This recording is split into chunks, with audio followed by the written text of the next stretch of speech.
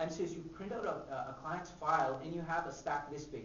You'll go through a couple papers and you'll chuck it away. And that's what normally people do. Or you have a stack and when you're done, you're throwing it away. Like I'm easily sure you're going through tens, 20, 30,000 sheets of paper within a month.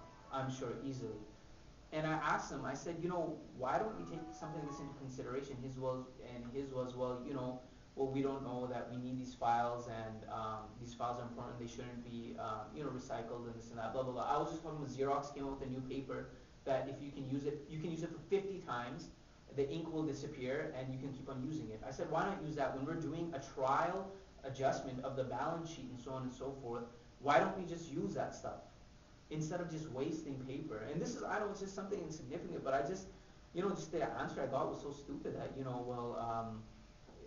it was like, well, we don't know if we will need that paper again or not. I'm like, it's trial. You look at it, you enter stuff in the computer, and you chuck the paper away anyways. You already inputted that stuff, so why would you even need it? But this is just small stuff that I think that as humans and as Muslims that we have to start giving credence to everything. So I started about the importance of giving respect to each other as being Muslims, but then rather turning to the fact of giving respect to humanity and then to the environment. And this is a topic that was continuously brought up at the conference, Reviving Islamic Spirit conference this year, which was saving the ship of humanity. And this is something that all the scholars brought up over and over and over again. My cousin Tanya can attest to that as well. She was there with me. And that was something that came up all the time. And all the scholars were emphasizing the importance of our involvement with this world and what we do and how we're supposed to be Muslims, and rather how we're supposed to love humanity. Love for your brother what you love for yourself. That reality of that word is just so beautiful. That is the essence. I remember there was a magazine I was reading a long, long time ago, and they summarized each faith by a quote. So Christianity was turn the other cheek. Judaism, I forgot what, Buddhism, whatever it was. And Islam was this quote. This is what that magazine, it was like a health magazine too, of all things. And at the end, that one page was summarizing different faiths and what the root of their religion was. And for Islam, they said you love for your brother what you love for yourself is the summarizing quote of Islam. I thought that was beautiful. I was like, wow, like this is what a random magazine actually thought was the important aspect of Islam, and I just think that was very important. So the reality is, my brothers and sisters, that everything we do counts. And everything we say and everything we think about and everything we want to attain or achieve, like actionable agenda, it counts, right? Everything we want to aspire to counts, but it just depends on how we do it.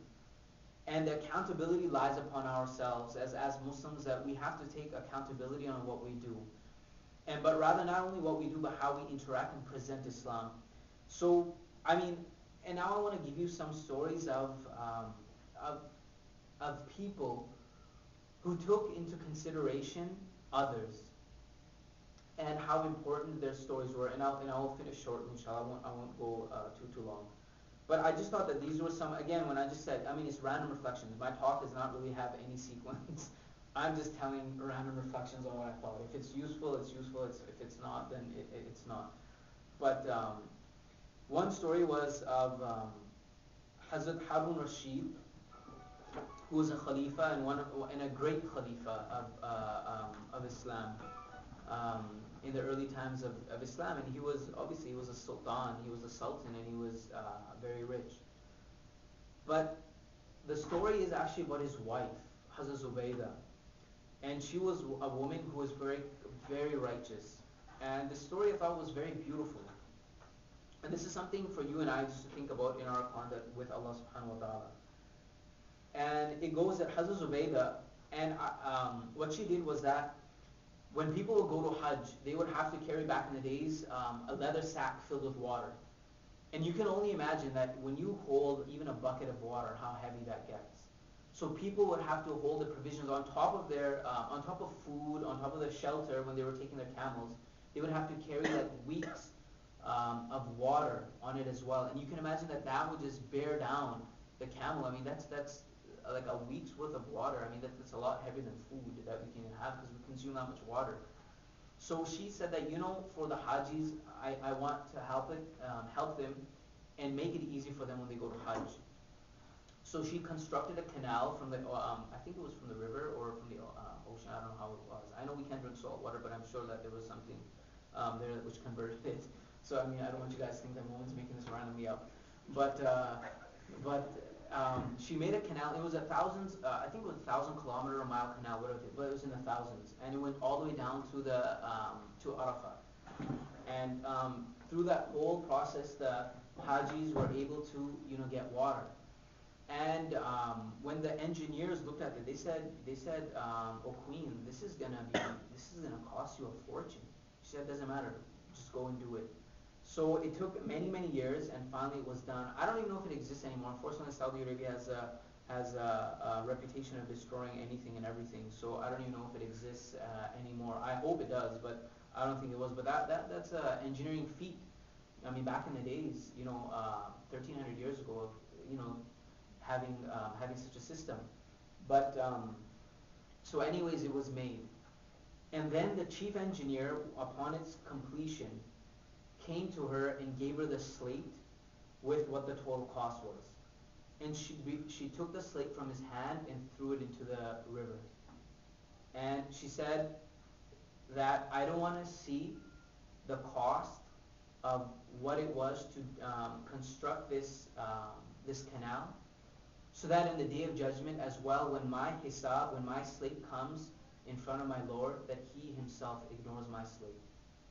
So this was her reality, that she said that I ignore this slate today, and she threw it in the well. It doesn't matter what it costs, so that on the day of judgment my Lord himself ignores my slate and forgives me. So when she passed away, someone saw her in a dream and asked, "O Queen, what happened and what was the story?" And she said, "I attained Allah's forgiveness." And he said, "Well, was it because you constructed a thing?" And think of it. I mean, she's helping the Hajis. Like you're getting the du'as of those who are going for Hajj. Imagine the reward she must have gotten for that action.